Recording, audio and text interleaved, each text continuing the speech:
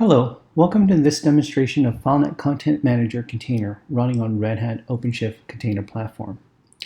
In this demonstration, I will show you the built-in resiliency feature of Kubernetes, the ability to rapidly deploy FileNet component using FileNet containers, take advantage of Kubernetes rolling update to quickly patch an existing FileNet deployment, and lastly, leverage Kubernetes auto-scaling capabilities to optimize resource utilizations, and in turn reduce total cost of ownership and improve return on investments.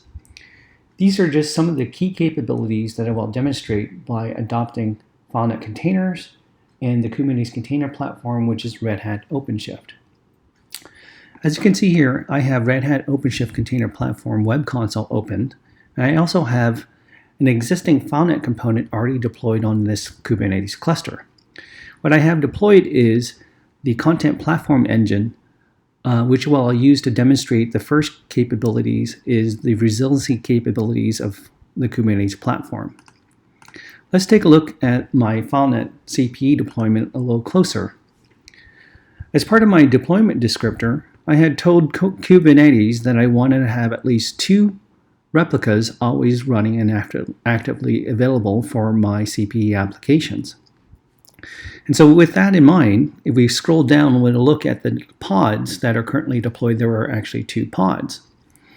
So what I'm going to do is I'm going to go and actually kill one of these pods and show you how quickly the Kubernetes react to this and exercise the resiliency features performed by the kubelet process.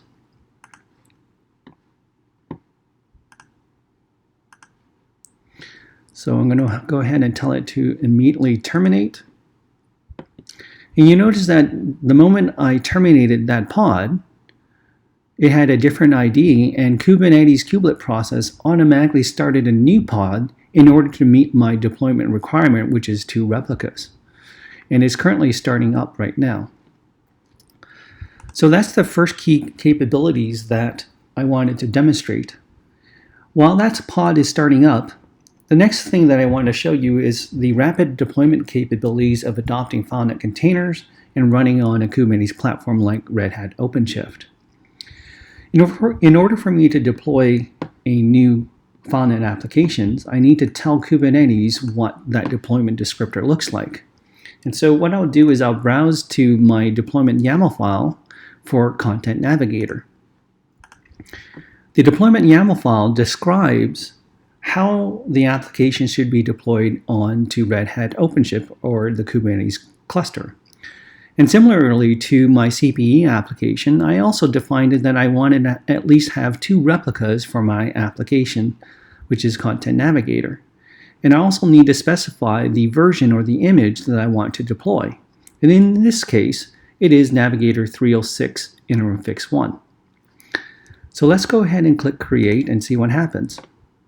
You'll notice that the Kubernetes cluster or the scheduler read my deployment YAML file and automatically deployed my Content Navigator application based off of what I defined in my deployment descriptor.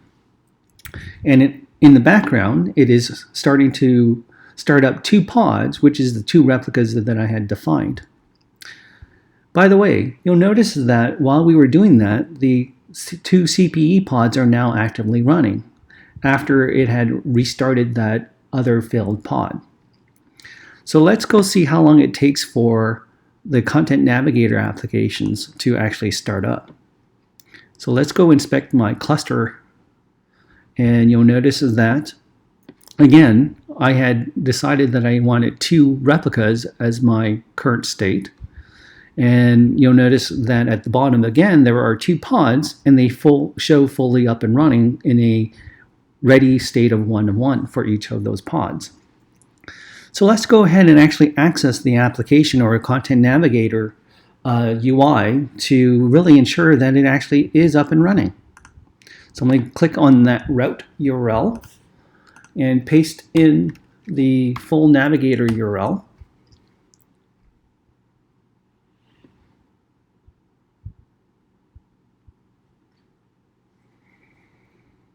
And let's go ahead and log in.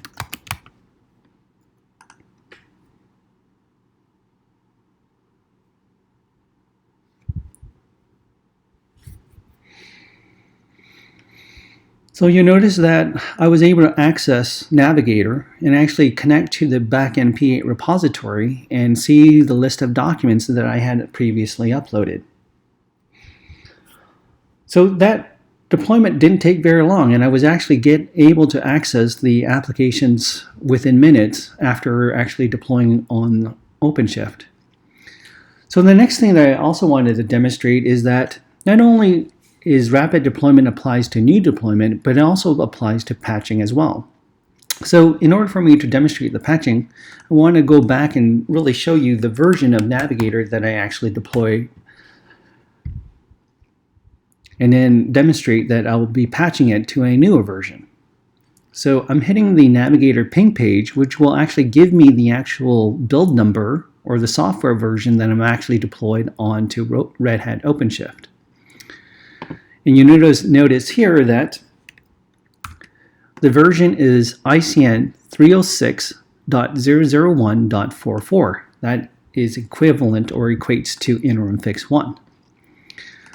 So what I need to do is tell Kubernetes or OpenShift that I want to initiate a rolling update to a newer version of Content Navigator. And in order for me to do that, I simply go back to my deployment YAML file and change the image URL to the newer image that I want to deploy. And so in this case, I want to deploy Navigator 306 interim fix 2. I'll go ahead and click Save. And you notice that Kubernetes has a rolling update feature built into any deployment that you automatically deploy on the Kubernetes cluster. And by default, it always has X number of existing pods, or the old version, always actively running while it spins up X number of pods in the newer version, and by default that's 25% of the old version always actively running while it spins up 25% of the new version.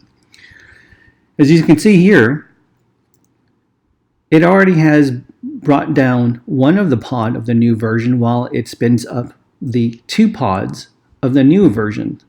And the moment one pod of the new version is access available, it will actually drain out the old version. And now while I was talking, it had already finished completing the update and already rolled over to the new versions.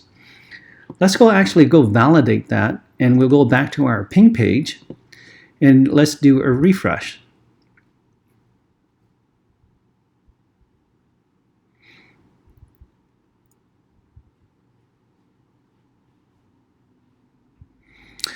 There you go. As you can see here, there's a newer version of Navigator that was just deployed, which is 306.002.088. That equates to the interim fix 2 version of Navigator. But let's just also go validate it and make sure that I can actually still see and access my content that I looked at previously.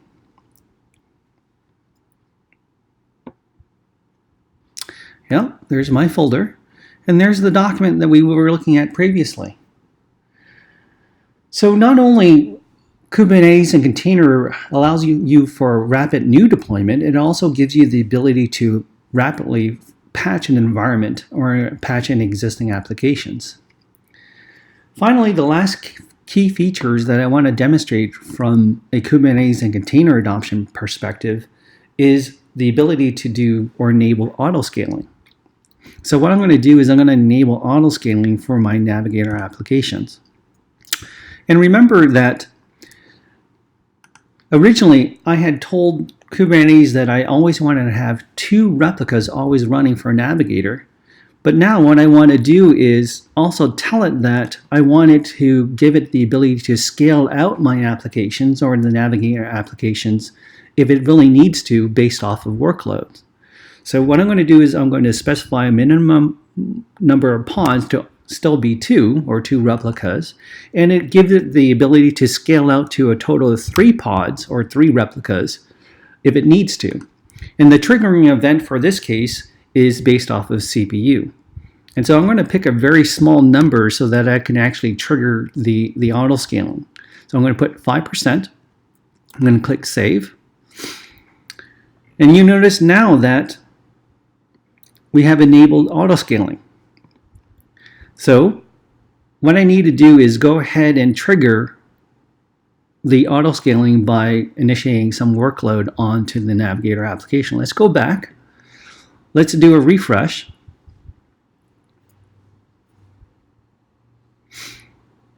And let's go access one of my documents. And I'm going to do a preview or load the viewer for it. That should put a little bit of load onto the Navigator application.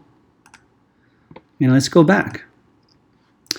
As you can see here, CPU usage went up, and it automatically kicked in the auto-scaling capabilities of Kubernetes. Now you notice that there are a total of 3 pods that are actively running, and the third pod is starting to start up.